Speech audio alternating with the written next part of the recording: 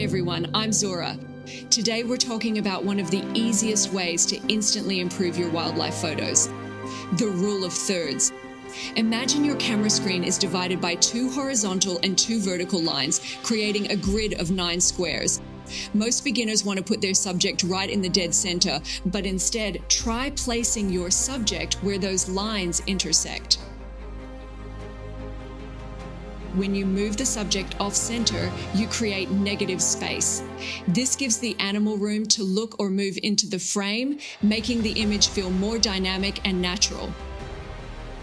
See how the eye naturally travels across the image? It tells a better story.